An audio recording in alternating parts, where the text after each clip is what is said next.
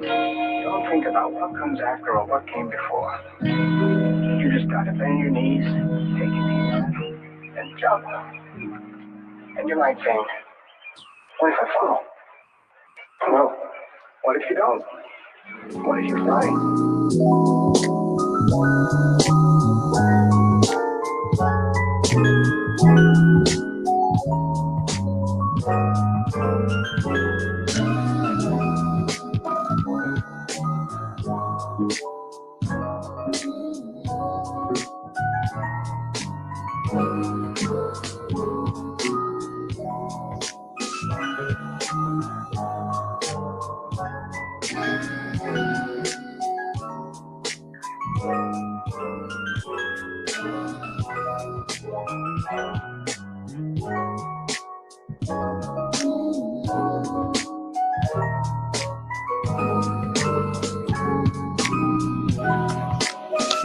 Can I have your attention, please?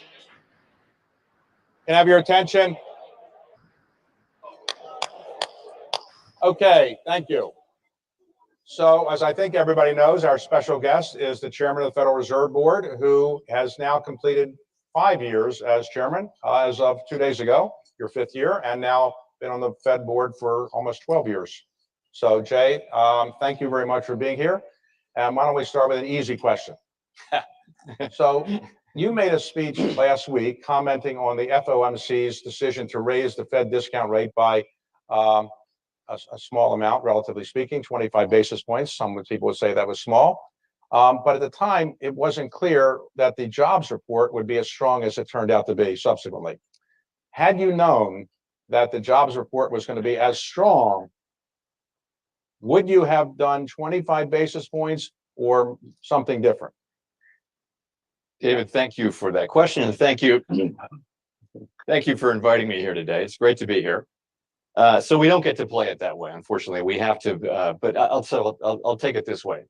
So the message we were sending at the FOMC meeting last Wednesday was really that the disinflationary process, the process of getting inflation down, has begun, and it's begun in the goods sector, which is about a quarter of our economy. But it has a long way to go. These are the very early stages of disinflation. So the services sector, really, except for housing services, pardon me, is not really showing any disinflation yet. So our message really was this process is likely to take quite a bit of time. It's not going to be, we don't think, smooth. It's probably going to be bumpy. And so we think that we're going to need to do further rate increases, as we said, and we think that we'll need to hold policy at a restrictive level for a period of time. Then comes the labor market report for January, and it's very strong. It's certainly stronger than anyone I know expected. And so, but I would say we didn't expect it to be this strong. But I would say it kind of shows you why we think that this will be a process that takes a significant period of time. The labor market's extraordinarily strong. And by the way, it's good. It's a good thing that inflation has started to come down without it. That has not happened at the cost of a strong labor market. So, and of course, since then, financial conditions have tightened significantly since then. So let me ask it another way. So, by the way, when the numbers coming out, the jobs numbers, 519,000 jobs, does anybody call you up in the government and give you a little heads up, this is going to happen, or they never do that? So on some data, sometimes we get data just the night before, and it's only me, and but not on all pieces of data. It's a very small amount of data, and we get it just the night before. For example, if we were going to get a big piece of data in the middle of an FOMC meeting, as often happens on the day of an FOMC meeting, it will help me to know it the night before. Okay, so the markets, after your speech last week, the markets assumed that therefore there would probably be another 25 basis point increase in your next FOMC meeting. Was that a bad assumption by the markets? So what we said at the meeting was that we believe that we anticipate, is what we said, that ongoing rate increases will be appropriate. And the reason is we're trying to achieve a stance of policy that is sufficiently restrictive to bring inflation down to 2% over time. And we don't think we've achieved that yet. So we said that, and now you see the labor market report, and I think, again, financial conditions are more well aligned with that than they were before. So the assumption when you made your speech was that probably the Fed might even consider decreasing rates by the end of this year, and the markets no longer assume that. Do you think the markets are wrong? Well, so let me say, these are all of these numbers that we're throwing around here are conditional on incoming data and what happens. So we never say this is what we think will happen. We make a tentative forecast and then we let the data come in. For example, if the data were to continue to come in stronger than we expect, and we were to conclude that we needed to raise rates more than is priced into the markets, or than we wrote down at our last group of forecasts in December, then we would certainly do that. We would certainly raise rates more. Okay, so today, for people who aren't familiar with the FOMC, who actually is on the FOMC? So the U.S. Central Bank consists of a board of governors here in Washington. There are 7 governors. Those governors are nominated by the president and confirmed by the Senate, and we serve terms that are not synced up with the election cycle. So we're independent. There are also 12 reserve banks around the country which have a degree of independence, and so each reserve bank is led by a president who works there full time.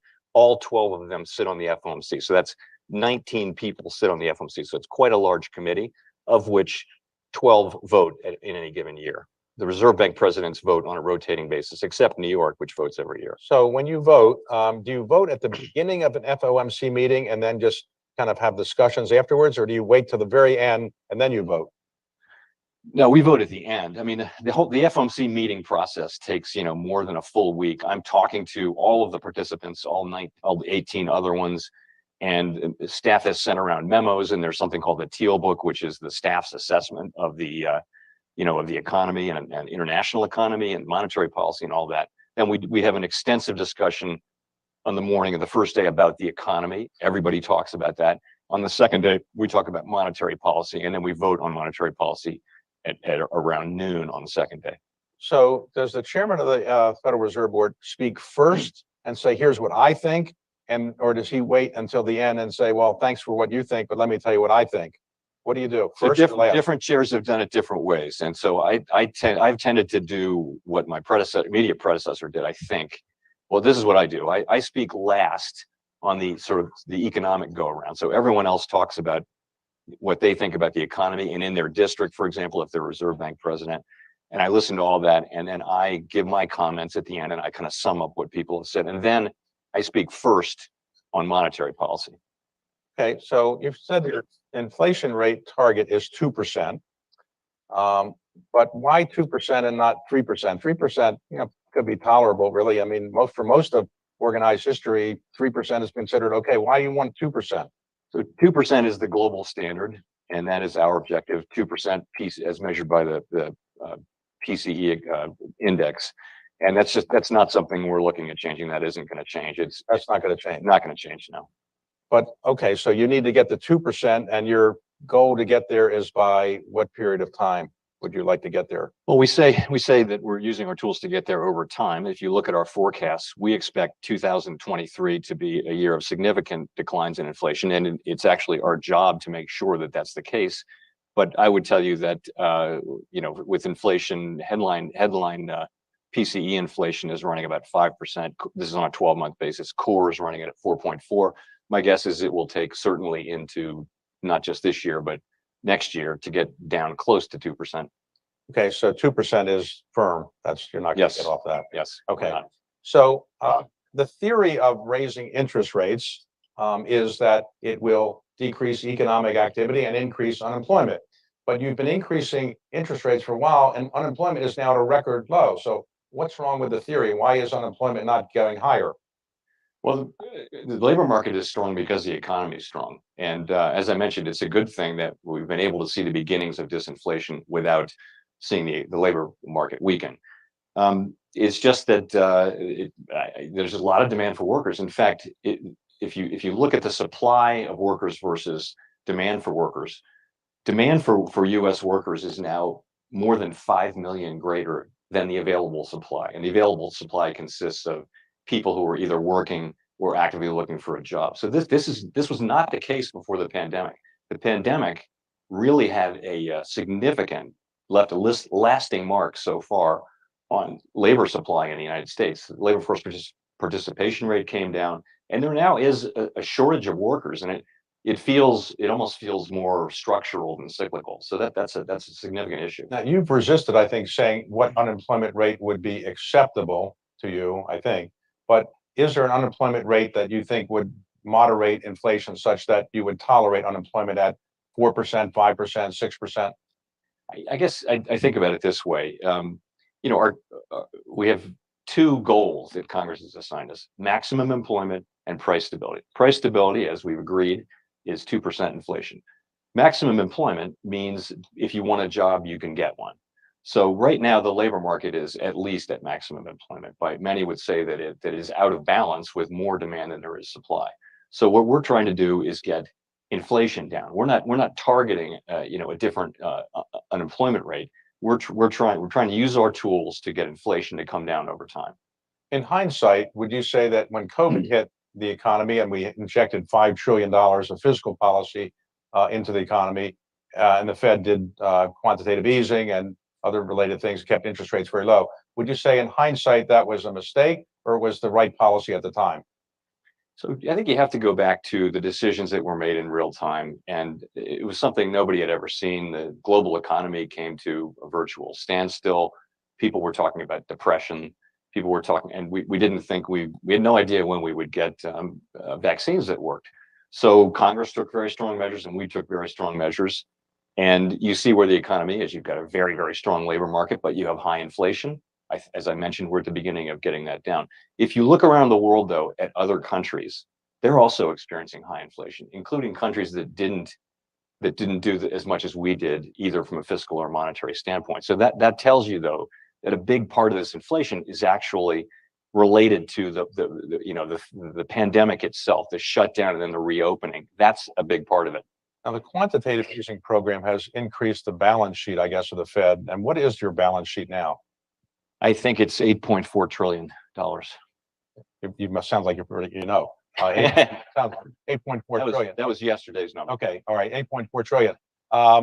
What would you like it to get down to over the next year or two? Is there some lower number? So we are in the process of shrinking the balance sheet actively, actually passively, I should say.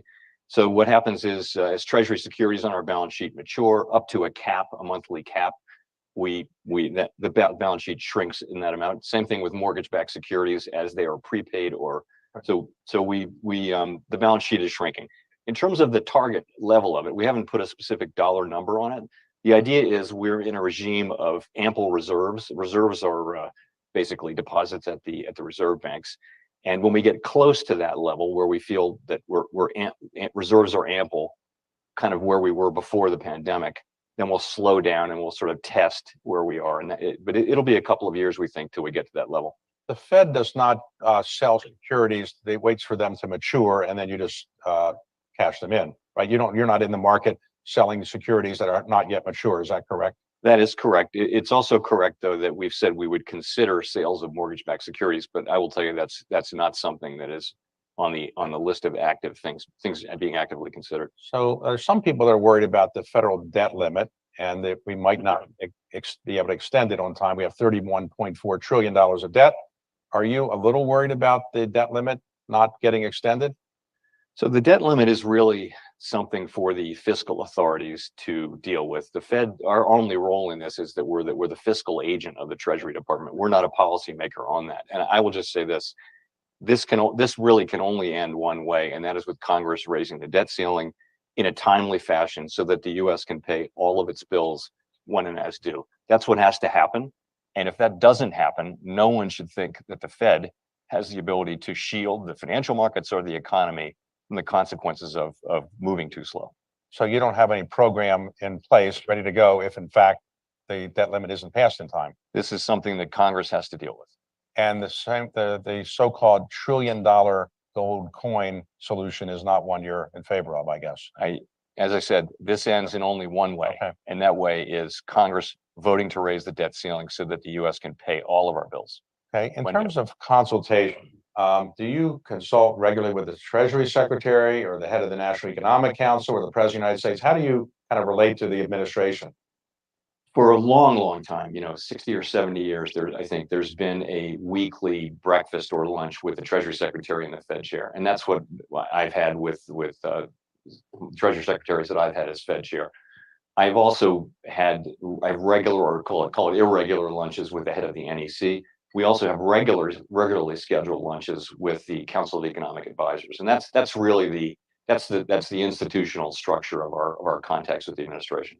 So, in the way the Fed works today, if you could reconstruct the operations of the Fed, would you change the legislation anyway? Would you think the Fed operates in a way that's as efficient as you can realistically operate?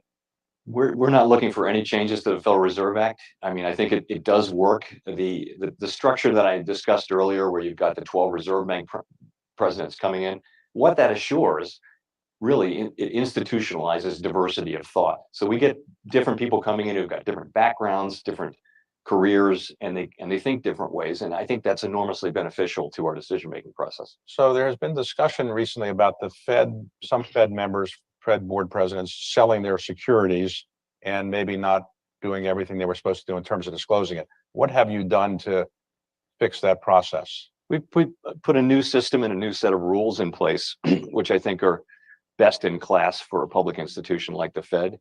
And the innovations were that if someone wants to sell something that they own or buy something, they have to clear that in advance with staff at the Board of Governors, and then you've got to wait 45 days for that to execute. Also, you can't own individual stocks, and you can only do these. You can only authorize these transactions or execute them during specific times. And and we disclose, of course, all of these are disclosed. If your idea is to go to trade things, buy and sell them because you think you think this stock is cheap and that kind of thing, that's just not something that will work. So what is the salary of the chairman of the Federal Reserve Board? It's around $190,000, I believe. Okay, so you live on the $190,000. If you need to sell something, what do? You have to clear it for 45 days, or? That's right. We've if we have family expenses that, if we have them, that exceed my salary, then we have to sell an asset. You think that's fair salary for the job, or? I do. Yes. So, okay. So today, how do you coordinate with central banks, let's say in England or Japan or China? Do you have regular conversations with them about what they're doing? We do, and I meet 6 times a year in Switzerland with the heads of of many central banks. Even the small and medium-sized ones in Basel at the Bank for International Settlements. In addition, among the major central banks, I have regular dialogues going with most of them, and so what we're talking though about is really what's happening in the economy and how are you thinking about policy and that kind of thing. It's very important that we keep those discussions going, because particularly in a crisis, you're going to need to know each other, and you're going to be able to trust each other. And do you think the U.S. economy is pretty much in control of its own inflation rate, or are there events outside the United States, like what China is doing or the Ukraine war, that are affecting inflation and make you nervous about where inflation might be going? We have the tools. The Fed has the tools to achieve our 2% goal over time, but inflation in the United States is, of course, very closely related to things that happen here, including the balance between supply and demand. It's also affected by, for example, commodity prices that are really set on the global markets. Oil and many agricultural commodities are priced globally. So that there are certainly, it's an integrated global economy and global markets, and we are part of that. So you get data from all the various government agencies, but do you ever use anecdotal things, like you go to the supermarket and you see the prices are high and you say this price is high? Or how do you ever get anecdotal things, or people ever call you up, or friends, and say, by the way, you should do this or that? Do you ever get that kind of information, or do you only get it from the government reports? I mostly get data, but I will say I do believe that anecdotal information is very useful. And one of the things the reserve banks are great at is all 12 of them have big operations where they talk to businesses and nonprofits, universities, every sector of the country and the economy, and they bring that back to the FOMC meetings and they talk about what they're seeing. Because often, staring at data is great, but you need to have a story, and I think hearing the stories that people tell, it does help me to sort of assess what's going on out there. So as the chairman of the Federal Reserve, is obviously an important job. How do you reduce the stress level you have? I mean, you can't be watching economic numbers all the time. So what do you do to relieve the stress other than interviews like this? The usual things. I read pretty light fiction, detective and spy fiction. I exercise as much as I can. As you know, I like to ride my bike. I play the guitar, play music. Wait a second, is that safe, riding a bike? Dangerous, and it's safe. It's safe if you stay on the bike, and you're good at that. That's what I try to do. You still play the guitar, or I do. Yeah. Your hair is awfully short for playing guitar. Don't you need longer hair? Was your hair longer when you were younger? Grayer. It's too gray too. Okay. So let me ask you about the issue of what it's like to be chairman of the Fed. You can't go have regular friendship kind of dinners or meetings. Can you? People treat you much differently, I assume, than they used to, right? When you go to a restaurant, are people listening to what you're saying or something like that? I have always thought that my jokes were funny, David. But no. So yes, it's I've never been a public figure before like this. Recording in progress. It's a great honor to serve. But yeah, when you go in public places, you have to be very careful about. And does the President of the United States ever call you with any advice, or you don't realize it? Did President Trump ever call you, or President Biden ever call you, or? Well, I think it's a matter of public record that President Trump did used to call me from time to time. Okay. What did he call you? No, I haven't had that kind of, I haven't gotten any calls from President Biden. Okay, so the biggest challenge you have now is being able to keep a straight face, not telling people what you're going to do in the future, and look at the data and then come up with the right solution, right? That's mostly it. I think the biggest challenge we face at the Fed is completing the process of getting inflation down to 2%. And what I want to point out is that we're seeing disinflation in the goods sector. We expect to see it in the housing services sector. And these are the three parts of the core PCE inflation index that we look at. There's 56% of the economy, which is the rest of the services sector. It's the biggest part, obviously. And we're not seeing disinflation there yet. And that's going to take some time. And we need to be patient. And we think we're going to need to keep rates at a restrictive level for a period of time before that comes down. So when you made your speech the other day, when you talked about the Fed discount rate, you used the word disinflation 11 times. Not that I'm counting, but 11 times. So you were saying that disinflation is beginning to appear. Would you use that word 11 times again today after the jobs report, or you would be less inclined to use that word so much? I might use I might say I would certainly use the word disinflation, yes, which means declining inflation, and I would call it declining inflation too. And today, what about the total debt of the United States, which produces some inflation, 31.4, leaving aside the debt limit? Are you worried about the total indebtedness of the United States producing inflation, or you don't think that's a big problem? Yeah, it's not the level of debt. I would say the thing I'd say about the level of debt is really, it's not, first of all, it's not the Fed's job, but I would say that we're on an unsustainable fiscal path at the federal government level. That has been the case for some time, and it's something we will have to deal with. And it's better to deal with it sooner rather than later. Now, many of your predecessors were economists. You were trained as a lawyer.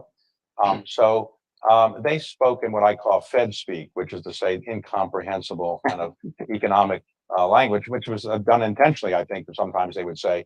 So you tend to speak in English. Has that been a plus, you'd say, when you're dealing with members of Congress, they can understand what you're saying? I like to think so.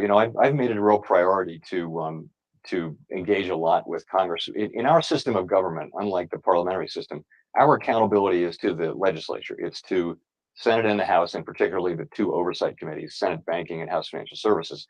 And I think it's very important that we respect that and explain what we're doing and listen to their concerns and share with them how we're thinking about things. And I think they appreciate that. But that is, we have this precious independence. We can't be removed from office. We serve these long terms. The other side of that has to be accountability. And the way for us to get accountability is to be as transparent as possible and try to reach, the people of the United States through their elected representatives. So this is a very high priority, and we're going to keep doing it. So when you testify in front of Congress, how much time does it take to prepare for that? Is that a 1 hour preparation session, or is it a 1 day session, or a 1 week session? These are supposed to be monetary policy hearings under the Humphrey-Hawkins Act, and they're actually on anything that's any political issue. So it's quite extensive. You have to prepare for everything that the Fed is involved in, and many things that the Fed is not involved in. So it's a lot of preparation. So when you get questions from some members, you have to bite your tongue and say, "Why are you asking a question like that?" Or you never have that problem? That never happens. Never happens. Okay. All right. Well, good. So today, as you look at the country's economy, what is the biggest worry you have about inflation? Is it just that the fiscal policy is not completely under control? We have exogenous events outside. What is your biggest worry about inflation today? Well, it's kind of what I was saying earlier, which is we're just at the beginning of this process, right? Goods inflation. So we need that process to continue. The whole inflation began with people not being able to buy services, instead buying goods, and then global supply chains collapsing. And so you couldn't get goods, and prices of goods went up, and that's where it started. But that is now starting to get better as supply chains are improving and as people are rotating their purchases back to services. You move on, though, we're not seeing it yet in housing services, which is either rent or the ownership, the imputed costs of house ownership. But we expect to see that. So we need that to happen. That's another big part of the economy. It's got to come. It should come in the second half of this year. Then the biggest piece of it, and what I worry about the most, is when are we going to see disinflation or declining inflation in core services X housing?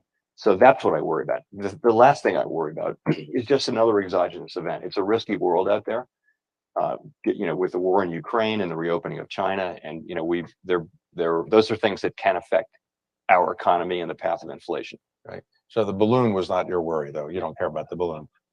It's not within our ambit. Okay. So today, the Federal Reserve gets data from all over the country, and are you convinced that you get the best data, you have the best data collection methods, or do you think it's not as modern as what Wall Street gets? So most of the data that we get are just the same. We don't collect the data on unemployment or inflation or most things. So most of that's just government data, and a lot of that's, for example, very high quality. The labor market data is very high quality. What we get, which I think is better and different from what everybody else gets, is what I mentioned earlier, and that is the reserve banks putting together the beige book, putting together the beige book, and also coming in and sharing the anecdotes and what they're hearing, what's happening with each district is different. You have agricultural districts and energy districts, and so that I think our anecdotal, but also just the haul of information we get through that network is I don't think anybody else has that. So do you consult regularly with some of your predecessors? I mean, obviously one is Secretary of the Treasury now, but Ben Bernanke, for example, or? I do. I talk to former Chairman Bernanke. I talk to, Secretary Yellen. I still talk to Alan Greenspan now and again. And when you're dealing with your colleagues on the Fed board, and you disagree with them, do you say, look, I'm the chairman of the Fed, I am the person who has to make the final decision, and this is what we should do, or you don't quite do it that way? It's a process of reaching agreement, and I hear what people have to say. I tell them what I think, and then I'm the one who has to bring a proposal in front of the full committee, not just the board, but in front of the full committee on monetary policy. And it works. We have to reach an agreement, and we get to a place. I think you can tell today we are blessed with a diversity of perspectives on the FOMC with 19 people. Of course we are, but you have one thing that unites all of us, and that is a very strong commitment to getting inflation down. So in some parts of Washington, people say, if you give me this, I'll give you that. I'll trade this for that. You never do that at the Fed when you're coming up with a decision. I'll do what you want if you do what I want. That doesn't happen ever? Not really, no. Oh, no. Okay. Like you mean a better office or something like that? Well, just, I'll say what you want me to say if you say what I want you to say or something. That never happens, right? No, it doesn't happen. I mean, and when you want to talk to members of the board, the Federal Reserve Board, do you go to their office or they come to your office? I like to do both. Oh. I mean, I really don't like to sit in my office all day and have people come to see me. I like to go barge in on people, and I think it's much better to get up and walk around and see people.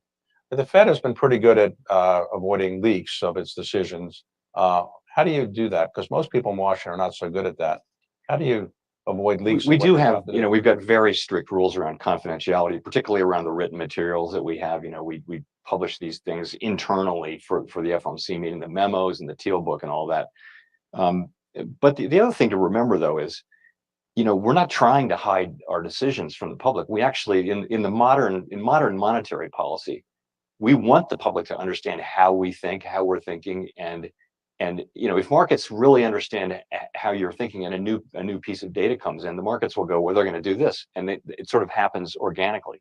And that happened all last year as we were, talking about raising rates. The market priced in rate increases long before we actually enacted them. So we want to be transparent. We're not looking to surprise markets with these decisions. But from the time that you make your decision on the FOMC, whatever time it is at the end of the day, and your press conference at 2 o'clock or something like that? 2:30. 2:30. Yeah. So your decision is made by 2 o'clock or whenever it is, or something like that. So you got a half hour, but you have to avoid leaks during that half hour because that's very market sensitive information.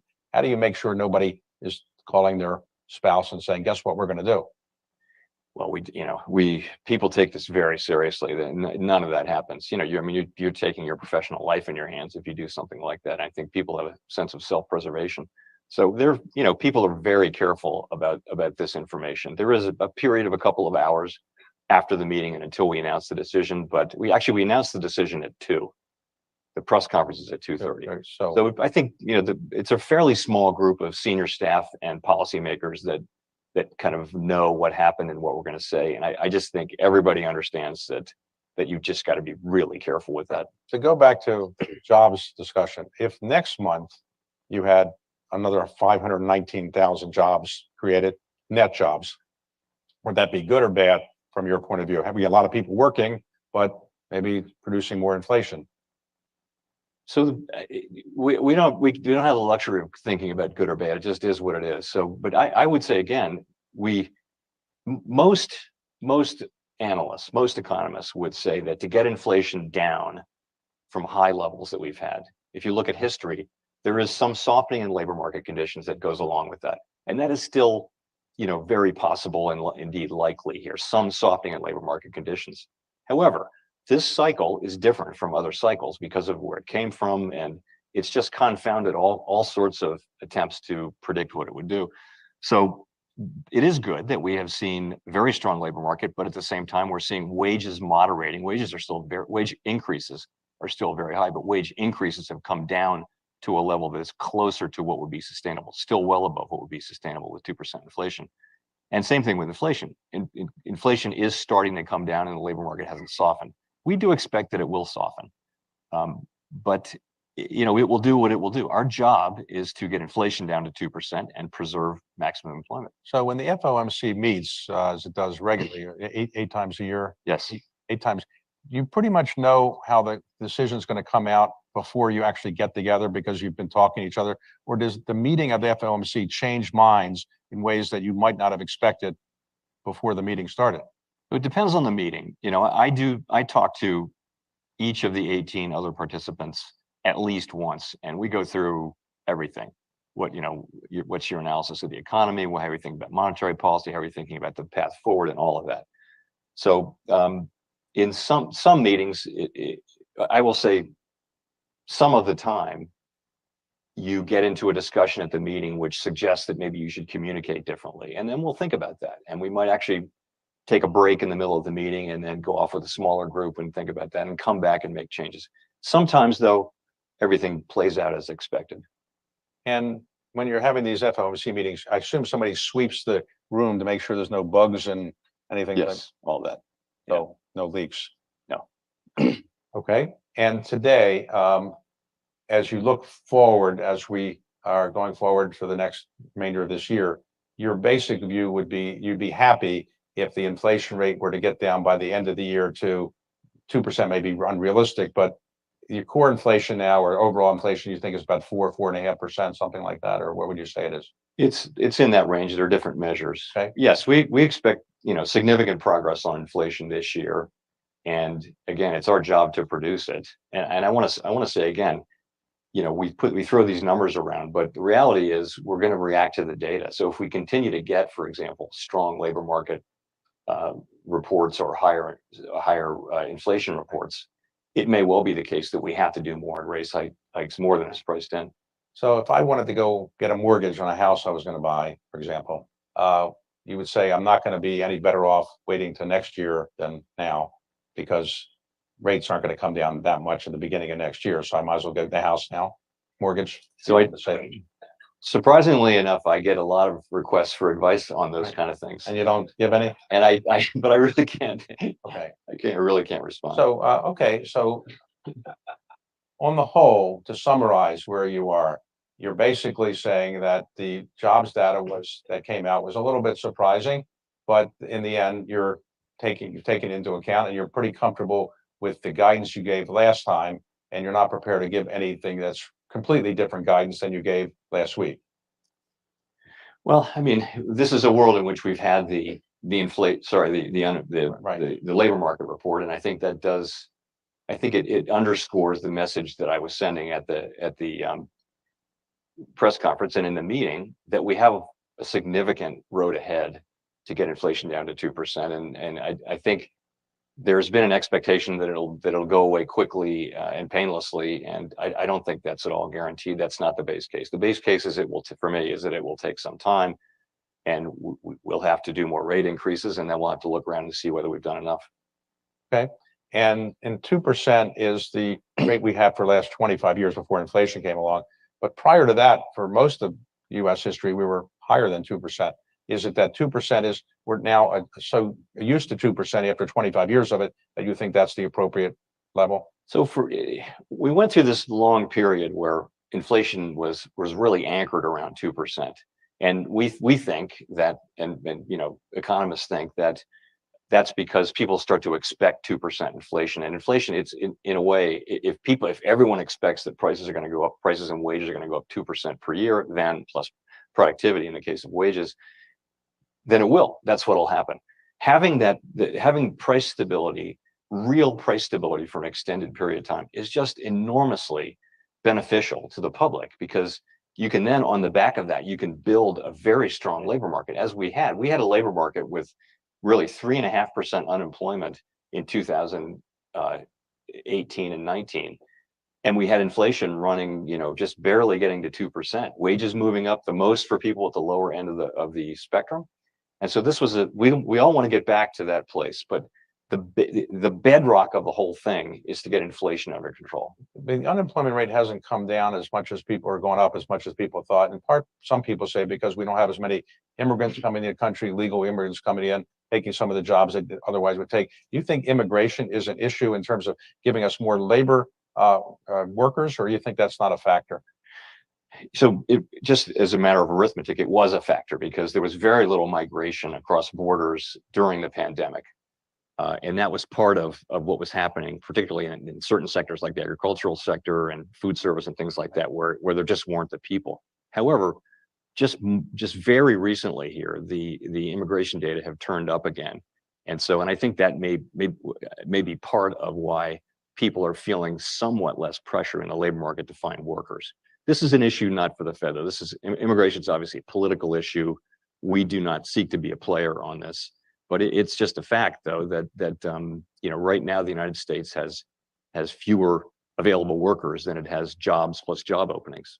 And when you increase interest rates, the traditional effect is to increase the value of the dollar versus other currencies. Do you have any concern about the value of the dollar going up too much, or that's not something you comment on? So the responsibility for the exchange rate really rests with the Treasury Department and the administration, not with us. Of course, that's another financial variable that goes into every economic model, but we don't look at it as something that we're working on. All right. Well, I think I haven't been able to get you to say anything you didn't want to say. So, you know, I would say, Jay, I've known you a long time. I think you've done a great job in a difficult situation. I appreciate your service to the country at $180,000 a year, or whatever the salary is, something like that. So thanks very much for being here, and thank you for your service. Thank you, David. Great to see you. Thank you.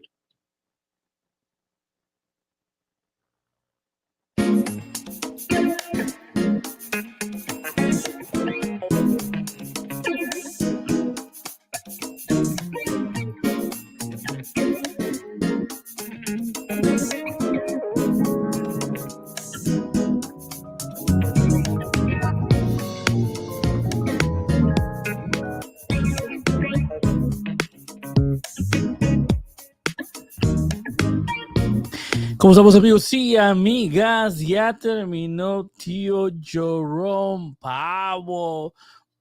¿Cómo están el día de hoy? Espero que estén pasándola increíblemente bien. Si no le han dado me gusta, denle me gusta, suscríbanse al canal. Y ahorita ya estamos en el resumen. Yo sé que muchas preguntas me están haciendo porque no lo traduzco entre medio, pero en lo personal a mí no me gusta hacerlo, porque a mí me gusta poner atención mucho a estos movimientos que yo hago, los hago con lo que habla tío Jerome, y en esto sí me gusta poner mucha atención, pero siempre al final les digo los puntos claves y el resumen de lo que habló el tío Jerome, ¿ok? Entonces, ante todo, muchas gracias por el apoyo, suscríbanse al canal y denle me gusta.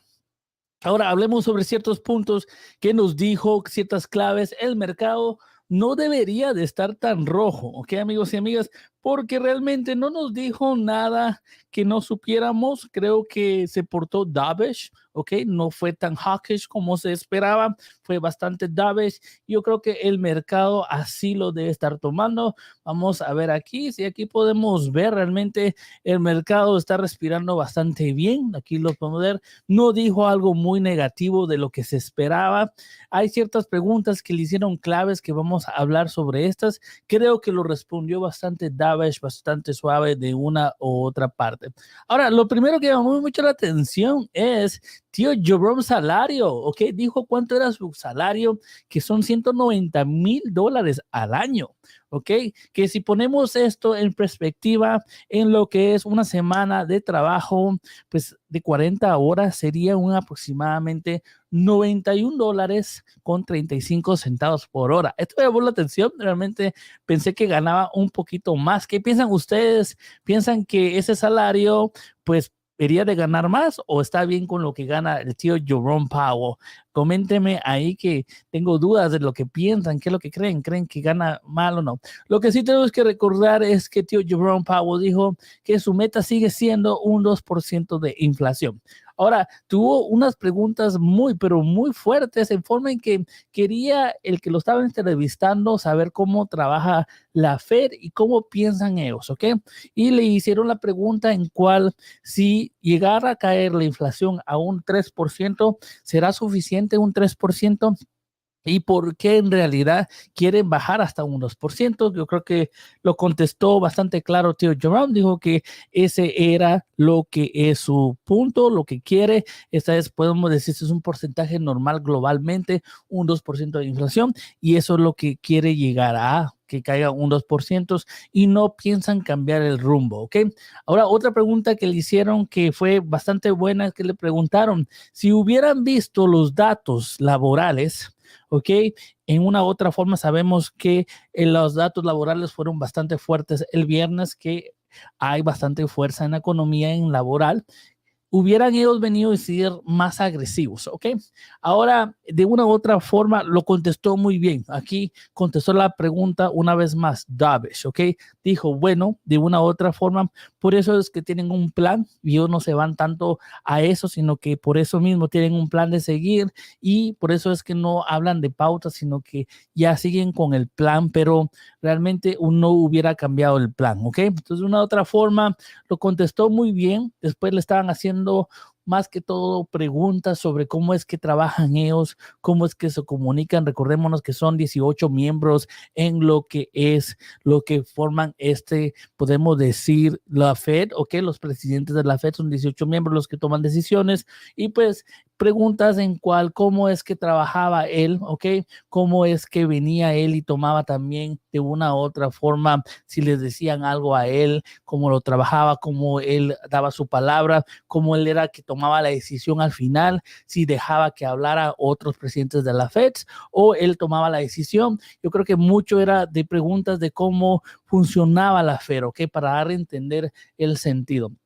Ahora, lo que sí tenemos que saber y tener bastante claro, que tío Jerome sí quiere llegar a hacer ese trabajo y está hablando que sí, de una u otra manera la inflación está cayendo, pero en ciertos sectores todavía no está cayendo. Y esto es en el housing y en el rento. Y tiene que ver podemos decir, contracción que no la hemos visto completamente. Entonces es muy importante para el tío Jerome Powell ver, ¿ok? Entonces ahí podemos darnos a entender que sí, ya está aceptando que sí está cayendo la inflación, pero en ciertos sectores pues todavía no vemos esta caída y esto es muy necesario que lo comencemos a ver, ¿ok? Pues hay que estar muy al pendientes a lo que es el CPI, porque el CPI nos aclarará realmente si ya comenzó a caer en ese sector. Ahora, con lo que es las creaciones de trabajo, sí, esto nos está indicando que la economía es bastante fuerte, ¿ok? Y que de una u otra manera no lo quiso decir, pero que todavía la Fed puede seguir apretando por lo mismo, porque la economía sigue fuerte y los trabajos siguen creciendo, pero que él no miraba de una u otra forma tan malo, y esto tenemos que decirlo así, porque la inflación por sí ya comenzó a caer sin afectar los trabajos, y eso fue algo que dijo. Yo creo que eso le gustó algo al mercado, porque esto es cierto, sí, que sí, la inflación ya estamos viendo una caída, pero estamos viendo que no está afectando a los trabajos. Ahora recordémonos que el Banco Federal tiene dos trabajos. Una es la inflación baja y la otra es mantener lo que son los empleos sólidos y fuertes, ¿ok? Y él habla cuando son sólidos y fuertes es que por lo menos hay un trabajo por persona. Y ahorita sabemos que esto ya está mucho más elevado. Hay mucho más trabajos que en realidad lo que se requiere. Entonces, de una u otra forma, están pues tratando de hacer los dos trabajos y por eso mismo, pues ahorita están desbalanceados, ¿ok? Y en el lado, podemos decir, de la inflación, está bastante elevada y en los trabajos, quiera o no, el desempleo está bastante bajo. Entonces, ahí pueden todavía seguir apretando. Muy interesante. Entonces, coméntenme ahí qué es lo que ustedes piensan de lo que es el salario del tío Jerome. A mí me pareció muy interesante, ¿ok? Ahora recordémonos de algo, $190,000 al año, aproximadamente 91.35 horas, a 91.35 por hora, ¿ok? Ahora, digamos, de una u otra manera, podemos decir, yo no creo que trabaje 40 horas a la semana, yo creo que trabajan mucho más, ¿ok? Sería de ver cuánto en realidad trabaja por hora o cuántas horas trabaja a la semana, pero estamos hablando que si trabaja 40 horas, son lo que gana por hora. ¿Ok? ¿Qué es lo que ustedes piensan? ¿Creen que gana bastante o poco? Ahora recordémonos que hablaron también, eran muchas preguntas de la Fed, ¿ok? Les preguntaron sobre inversiones. Recuérdense que ellos no pueden estar en inversiones, tienen que ser muy cuidadosos porque recordémonos que tío Jerome puede mover el mercado y también diferentes presidentes de la Fed. Entonces, están bien regulados en lo que pueden hacer, en lo que pueden vender, ¿ok? Entonces, tienen que de una u otra forma sobreexistir con sus salarios, ¿ok? Muy interesante. Entonces, es algo que a uno tiene que saber, ¿verdad? Entonces, quiera o no, aumentaron lo que son, podemos decir, las restricciones que ellos tienen. Ellos tienen que notificar si van a hacer ciertas ventas, pero no es que puedan vender y comprar, ¿ok? Como hemos escuchado que muchos políticos lo hacen, ¿ok? Entonces, cambia un poco para ellos, ¿ok? Entonces, aquí estamos realmente, si vemos un mercado neutral. No lo veo tan rojo, creo que no lo votó. Creo que tío Jerome no salió hawkish, salió dovish. Creo que habló bien, ¿ok? Yo no vi nada en la forma de darle presión. Yo creo que le va a dar tiempo al tiempo. Yo creo que lo más importante de aquí para adelante va a ser de una u otra manera los informes, ¿ok? El CPI. Muy importante, el 14 de febrero tenemos este CPI que vamos a estar muy al pendiente, vamos a estar viendo, hay que ver en los sectores del housing, ¿ok? Porque ahí donde quiere que comience a caer. Él piensa que sí, ya vamos a comenzar a ver ese efecto, ¿ok? En lo que son rentas, propiedades, que ya comience a caer, ¿verdad? Entonces vamos a tener que estar muy al pendiente de eso. También en los lados laborales hay que estar pendientes a los reportes porque sí, de una u otra manera se sorprendieron de la fuerza que tuvieron este reporte del viernes, ¿ok? Que aún no se crearon muchos trabajos, pero sí acepta. Esto hace que la economía esté fuerte, pero si nos ponemos a pensar, está bien de una u otra manera porque la inflación está cayendo sin afectar tanto el lado laboral, ¿ok? Y eso pues sí lo explicó y creo que es un punto en cual solo falta ciertos sectores que comiencen a cuadrar y a caer, ¿verdad? Espero que les haya gustado lo que es de una u otra manera en vivo, la explicación de lo que dijo. Creo que todo muy bien. Creo que tío Jerome no venía a destruir el mercado. Okay, creo que el mercado está de una u otra manera neutral. Aquí podemos verlo, no está ni muy rojo. Ok, aquí podemos decir, creo que va a agarrar un tipo neutral, más que todo, más positivo. Creo que de repente miremos un poco más de aire ya después. Les mando un fuerte abrazo a todos los que se conectaron. Recuérdense que no hay nada imposible, que todo lo pueden hacer si se lo proponen. Y pues nos estamos viendo en la próxima. Se me cuidan todos y gracias por estar presentes. Nos estamos viendo. Se me cuidan.